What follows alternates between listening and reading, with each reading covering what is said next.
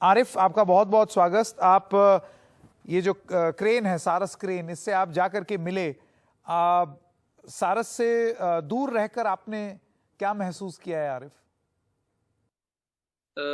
सारस से दूर होकर बहुत परेशान हूँ, क्योंकि वो मेरा दोस्त है। अगर एक दोस्त से जुदा हो जाता है तो आप समझ सकते हैं।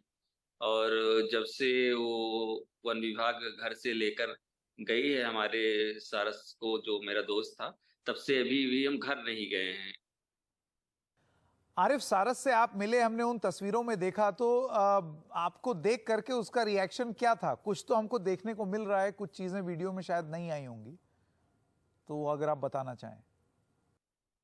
जैसे ही हमको देखा, हमने बोला हेलो दोस्त, क्या हाल है। तो तुरंत पहचान लिया उसने, और उछलने लगा। तड़प रहा था, वहां हमसे मिलना चाह रहा था वो बाहर निकल कर। उसको शायद ऐसा लग रहा होगा कि अब आरिफ आ गए हैं, वो 15-20 दिन से कैद है, तो हो सकता है आज बाहर हमको निकाल के कहीं ले जाएं घुमाने या कुछ। पर ऐसा कुछ हुआ नहीं, क्योंकि वाइल्ड लाइफ का नियम है, जू का कुछ नियम है जिसका प्रोटोकॉल फॉलो करते हुए बस जितना हमको मिलने का टाइम दिया गया उतने ही मिले, उसके बाद वापस आ गए। आपको वहां प्रशासन के लोग क्या बता रहे हैं? बीच में ये खबर आई थी कि उसने खाना पीना छोड़ दिया है, तो अब वो शुरू किया है कि नहीं, क्योंकि अभी भी वो एक एनक्लोजर में ही है। वहां उसको एक छोटे से पिंजड़े में कैद किया गया है। कोई पिंजड़े में कैद होकर कैसे ठीक हो सकता है।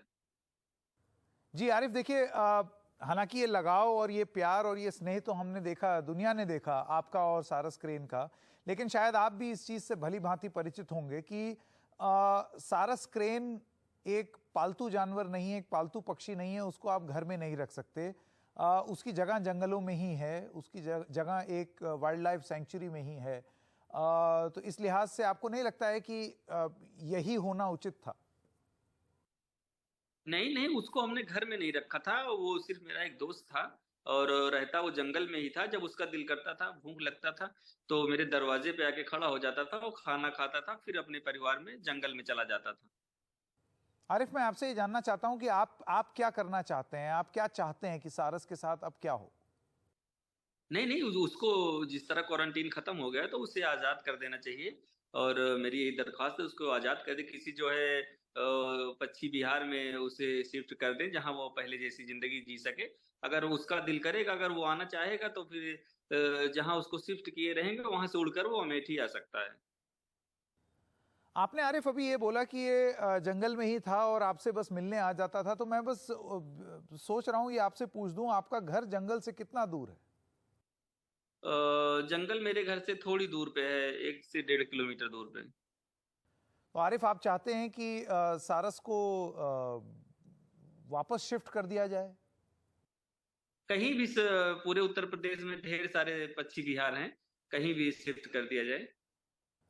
तो आप जहां मिलने गए उस सारस क्रेन से, आपके विचार से आपको लगता है उसको ठीक से रखा गया है, वहां पर उसकी देखभाल हो रही है? नहीं, वहां पे वो एक पिंजड़े में है वहां पे। क्योंकि वो उत्तर प्रदेश का राजकीय पक्षी है, तो पिंजड़े में कैद करना हमारे हिसाब से सही नहीं है। बाकी जो नियम होगा उसको हम भी फॉलो करेंगे।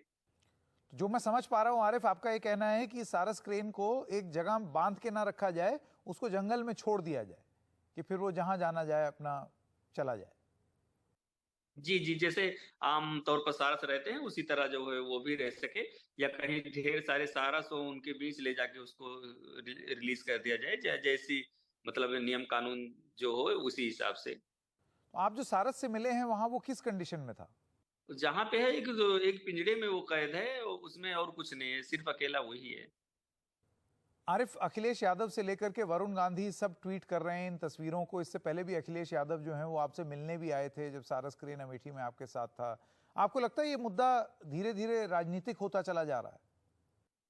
नहीं, राजनीतिकरण इसको मत बोलिए, ये सब लोग सपोर्ट में हैं उस पक्षी को आजाद कराने की, कि उसको आजाद कर दिया जाए। जैसे पहले जी रहा था अपने हिसाब से, जब उसका दिल करता था उड़ता था, जब उसका दिल करता था जहां जाता जाता था, वैसे ही फिर आने जाने लगे जहां उसका दिल करे।